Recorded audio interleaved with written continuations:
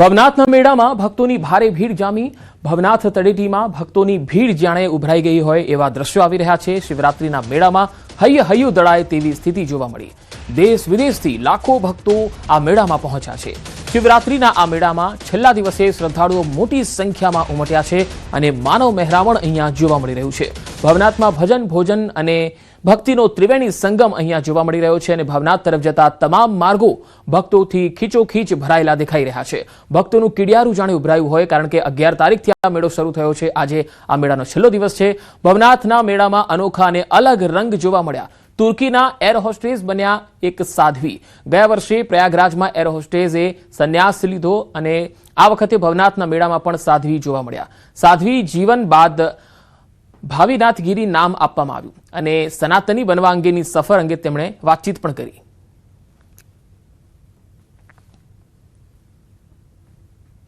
No reason, no choice, because any pity from people or some kind of. this is not my decision. This is Bholenath's decision.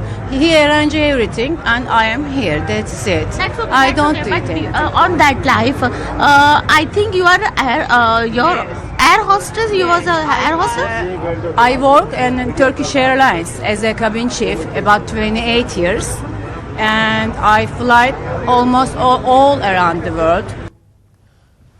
વધુ માહિતી મેળવીએ જૂનાગઢથી સંવાદદાતા દીપિકા કુમાર મારી સાથે જોડાયા છે।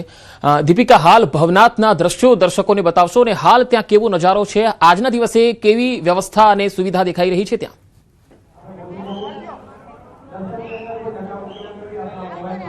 બિલકુલ પંકજ, જે પ્રકારે અહીં આપ જોઈ રહ્યા છો મોટી સંખ્યાની અંદર જ્યારે ભક્તો આવી રહ્યા છે અને સાથે સવારથી જ ભક્તોની ભીડ અહીં ઉમટી છે। લગભગ કહી શકાય કે અત્યાર સુધી 5 દિવસની વાત કરીએ તો 25 લાખથી પણ વધારે શ્રદ્ધાળુઓ છે તેઓ ભવનાથ મેળામાં આવી ચૂક્યા છે। બસ થોડી વારની અંદર રાજ્યના મુખ્યમંત્રી ભૂપેન્દ્ર પટેલ તેઓ પણ આવશે અને તે માટે ખાસ કરીને મંદિર પરિસર છે પ્રોટોકોલ મુજબ ખાલી કરવામાં આવી રહ્યું છે, પરંતુ એ પહેલા જેટલા બી દર્શનાર્થીઓ છે દર્શનાર્થીઓ દર્શન કરી શકે અને મહિલાઓ અને પુરુષો અલગ અલગ કરી શકે તે પ્રકારની વ્યવસ્થા અહીં કરવામાં આવી છે મંદિર પ્રશાસન દ્વારા।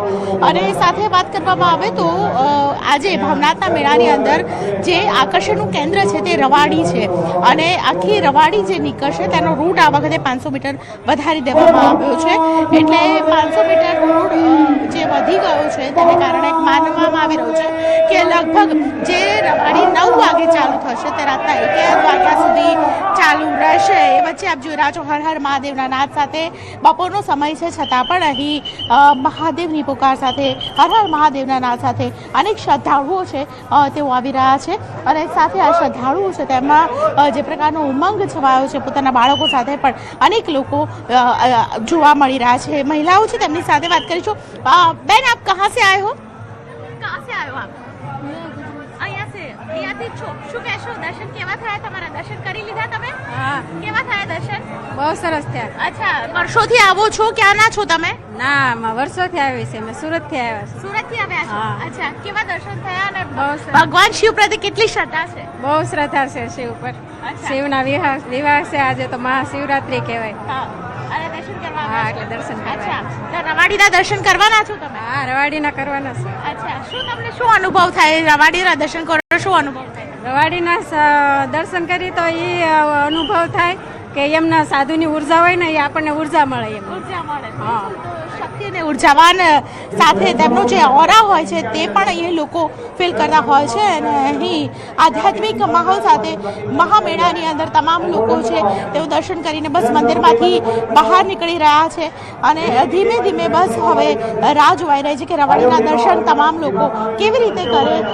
દૂર દૂરથી આવતા લોકો છે તેમની સાથે પણ એક વાતચીત કરવાનો એક પ્રયત્ન કરીશું, કારણ કે મંદિરમાંથી બસ થોડી ક્ષણોની અંદર જ્યારે રાજ્યના મુખ્યમંત્રી આવવાના હોય તો પ્રોટોકોલ પ્રમાણે ખાસ કરીને જે કહી શકાય છે કે જે વ્યવસ્થા છે આપ જોઈ રહ્યા છો કે જે વ્યવસ્થા છે તે વ્યવસ્થા ગોઠવાઈ રહી છે જેથી કરીને કોઈ પણ પ્રકારની અગવડ ન પડે અને અહીં તમામ જે શ્રદ્ધાળુઓ છે જલ્દી દર્શન કરી શકે તે માટે મેઇન ગેટ છે તેમાં અમુક શ્રદ્ધાળુઓ છે તાત્કાલિક મંદિર ખાલી કરાવવામાં આવી રહ્યું છે। પંકજ। જી દીપિકા, આભાર સમગ્ર માહિતી આપવા માટે।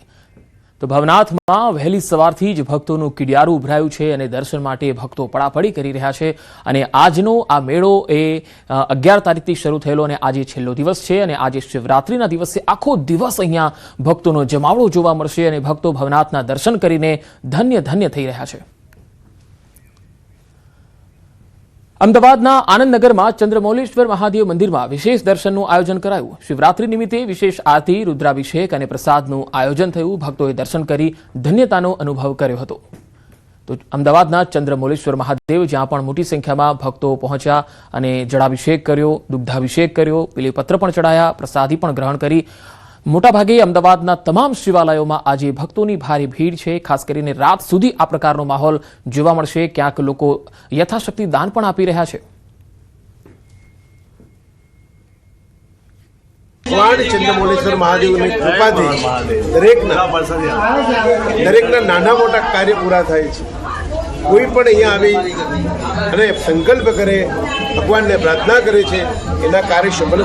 તમે અહીંયા દર્શન કરવા માટે પધારતા રહો।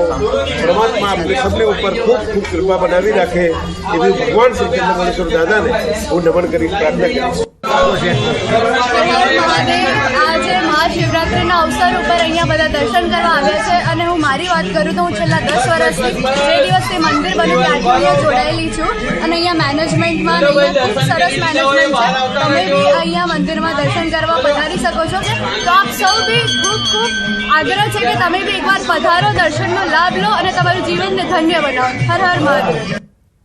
સુરેન્દ્રનગરમાં સતવારા સમાજ દ્વારા શિવરાત્રી નિમિત્તે સિદ્ધનાથ મહાદેવની ભવ્ય શોભાયાત્રાનું આયોજન થયું।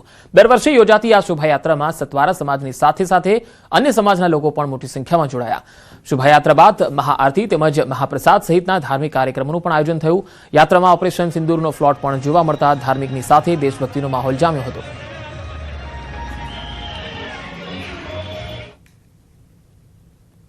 શિવરાત્રિનું ખૂબ શોભાયાત્રાનું આયોજન કરવામાં આવ્યું, જેની શરૂઆત વઢવાણ સિદ્ધનાથ મંદિરથી કરી 8 કિલોમીટરની આ યાત્રા સિદ્ધનાથ મંદિર ટીબી હોસ્પિટલ બાજુમાં ત્યાં સમાપન કરવામાં આવ્યું।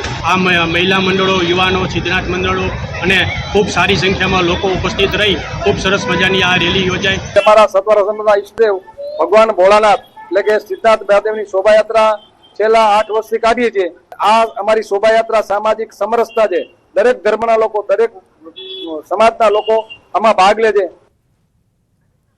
દેશભરના શિવ મંદિરોમાં ભક્તોની ભારે ભીડ ઉમટી રહી છે ત્યારે બનાસકાંઠા જિલ્લાના પાલનપુરના પાતાળેશ્વર શિવ મંદિરમાં ભગવાન શંકરના દર્શન માટે ભક્તોનું ઘોડાપૂર ઉમટ્યું। શિવલિંગ પર જળ ચઢાવવા અને ભોલેનાથના દર્શન કરવા માટે ભક્તો લાંબી કતારોમાં ઊભા રહ્યા। આ મંદિર ખૂબ જ પૌરાણિક છે અને જમીનથી નીચે પાતાળમાં આવેલું છે, તેથી આ મંદિરનું નામ પાતાળેશ્વર મંદિર પડ્યું।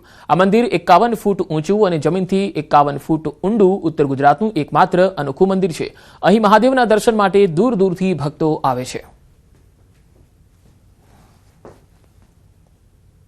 પાણીની વાવ ખંડાવતા નીચેથી આ શિવલિંગ મળેલું છે, એટલે એ શિવલિંગ સ્વયંભૂ છે અને પાતાળમાંથી મળેલું હોવાથી એનું પાતાળેશ્વર મહાદેવ નામ આપેલું છે। અહીં તમામ ભક્તો જે કોઈ આવે છે તેમની મનોકામના પૂર્ણ થાય છે, થયેલી છે અને થાય જ છે। આજુબાજુના ગામડાના દરેક વ્યક્તિ અહીંયા દર્શન કરવા આવે છે અને પાલનપુરમાં જૂનામાં જૂનું અને પૌરાણિક સારું મંદિર છે। અમદાવાદના ચાણક્યપુરીથી અહેવાલ આવી રહ્યા છે। અહીંયા ફાયરિંગનો જે બનાવ બન્યો છે, પ્રેમ પ્રકરણના કારણે આ ફાયરિંગ થયું હોવાનો બનાવ સામે આવ્યો છે। પિતરાઈ ભાઈએ બહેન સાથે પ્રેમ સંબંધની અદાવતમાં પગમાં ગોળી મારી લીધી। યુવકની કાકાની દીકરી સાથે અન્ય યુવકને પ્રેમ સંબંધ હતો।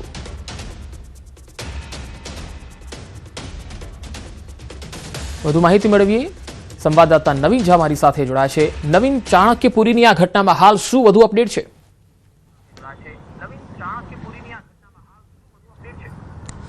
પંકજ, જે રીતે ઉગતી 4 રસ્તા સર્કલ છે ત્યાં બનાવ બન્યો છે, જ્યાં એક યુવક ઉપર પગમાં ફાયરિંગ કર્યા હોવાની હાલ પ્રાથમિક માહિતી સામે આવી રહી છે। જો કે ફાયરિંગ પાછળની જે ઘટના છે તે સામે આવી રહ્યું છે કે જે ભોગ બનનાર છે તેનું જે છે પ્રેમ સંબંધમાં ફાયરિંગ થયું હોય એની ઉપર એ પ્રકારની હાલ માહિતી આવી રહી છે। જે આરોપી છે તેને જે છે તેમની જે પિતરાઈ બહેન હતી તેમની જોડે કંઈક સંબંધ હતું ભોગ બનનારનો અને તેના કારણે ગુસ્સામાં આવીને તેને ફાયરિંગ કર્યું એ પ્રકારની હાલ માહિતી સામે આવી રહી છે। મૂળ પાટણનો છે જે ભોગ બનનાર છે અને બંને એક જ સમાજના છે। જો કે આ મામલે અગાઉ સમાધાન પણ થયું હતું, પરંતુ સમાધાન બાદ ફરી આજે જે છે તે આરોપીએ પોતાની જે પિતરાઈ બહેન સાથે સંબંધ હોય તે શંકા રાખીને અને